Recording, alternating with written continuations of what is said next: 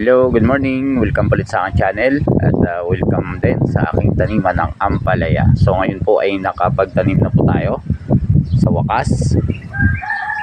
Galaxy Max F1 sa Tag-Araw. So ngayon ay nasa 8 days na po sila. So ito na po yung kanila itsura. Yan. Ayan na po. So baka bukas maglagay na po tayo ng abono po dito. Ayan, meron na rin po mga balag, nakapaggawa na rin po kami. Ayan, meron ng gapangan po sa taas pero hindi pa po natapos dahil napakainit po. So dinadahan-dahan lang po namin na yung paggawa kasi grabe yung init. So kunti lang naman po ito, nasa 200 plus na puno kasi maliit lang po yung area natin. So pinagkasya lang po natin. So yung ating distance po per hill ay nasa 1 meter. Tapos yung per row po natin ay nasa 3 meters po. Meron 3.4, meron ding 2.8, meron 3 meters. Kasi yun nga, pinagkasya lang po natin yung area para makatanim po tayo ng 200 plus po. Kasi kung malawak po yung distance po natin per row, halimbawa mga 4 meters or 5 meters, konti lang po yung ating maitatanim. So yung ginawa ko po nasa 3 meters na lang. Yun, merong mga butal, so merong 3.4, merong 2.8.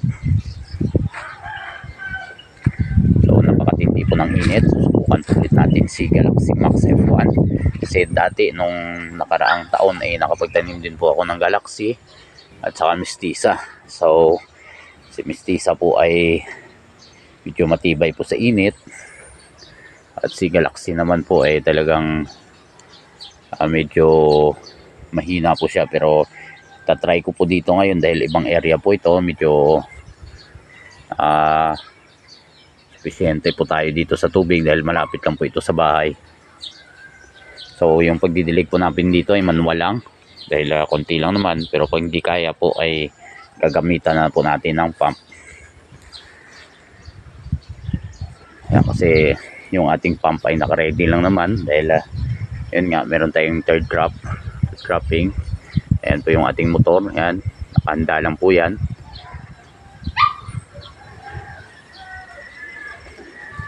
Pero maganda po dito kasi medyo hindi katulad po dun sa isang area ko sa kabila na mabuhangin po yung lupa. So dito po ay ayan, makikita nyo kulay, parang kulay itim kasi taniman po ito ng palay dati.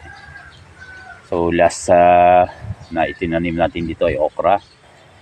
O matagal din po siya na nakapahinga bago po tayo nagtanim ng ampalaya.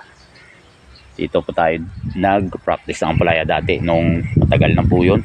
So ngayon uulitin po natin. Tingnan po natin kung ano yung resulta.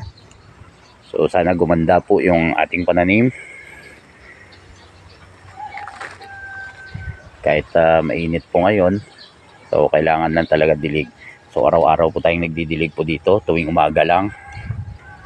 Yan, kasi maliit pa naman siya, pero pag may bunga na po talagang todo dilig na po tayo dito. So ito na po yung tsura ni Galaxy Max F1. So sa ngayon maganda din naman po yung tubo, pero may mga tama na rin po ng insekto. So nag-spray na po ako kahapon dito ng ng Actara kasi parang ayan, may mga butas na po yung kaniyang dahon. Saka yung iba dito ay kinain po may mga kinain ng uod, tsaka yung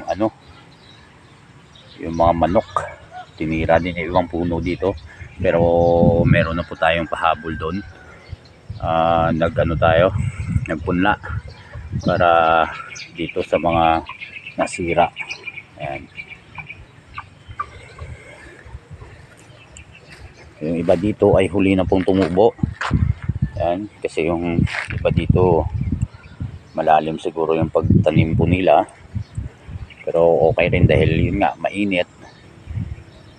Kasi pag masyadong mababaw lang ay baka masira naman po sa init.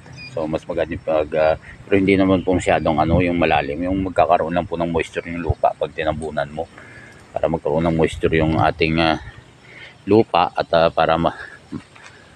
para mabilis po siyang tumubo. So ayan na po yung gapangan, lagyan na po natin sa gilid. Dahan-dahan lang sa paglagay. Ayan, una muna sa baba, sunod na lang po natin sa taas kasi napakainit po ngayon, grabe. So titingnan po natin yung performance ni Galaxy F1 po dito, Galaxy Max F1. Compare natin ulit doon yung tanim po natin sa kabila. Kaso nga lang yun talagang kulang sa dilig po yun. So sana maka-survive si Galaxy Max F1.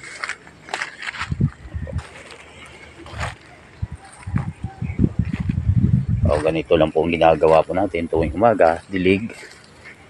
Tapos bukas mag-abono na po tayo. So ulitin ko lang po yung ginawa po nating land trip po dito, nagbutas na po tayo. Ayan o. Ayan, tapos nilagyan lang po natin ng compost, yung yung rice hull na bulok na. Tapos nagbasal po tayo dito, triple 14 lang. Wala kasi tayong yara na abono. Triple 14 lang po yung ating ginamit. Ayan, so gagamitin natin bukas, baka sulfate lang, mumurahing abono lang.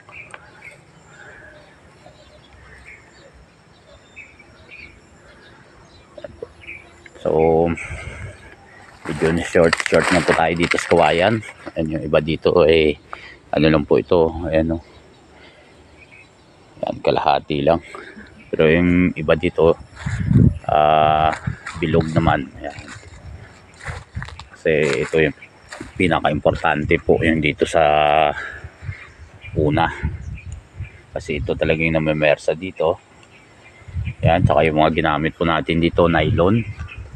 Yung mga pinaglumaan na po natin sa kabila tinanggal po natin doon, tapos nilagay po dito kasi kung bibili pa po tayo na ito mahal. So ito lang po yung maganda po sa nylon kasi matagal na pero nagagamit pa rin. Ayan o. So mga na to, may kitang taon na po yung nylon pero nagagamit po pa rin. Ito lang po yung kagandahan sa nylon kapag ginamit mo. Ito yung gagamitin mo dahil kahit ilang beses mo siyang gamitin ay okay pa rin. Matagal po siyang masira.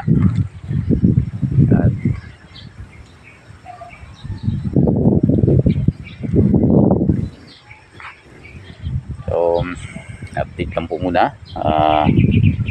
Hanggang sa susunod naman po. Happy farming po sa inyo. God bless po sa ating lahat at maraming salamat po sa lahat po ng mga nag-subscribe sa aking channel.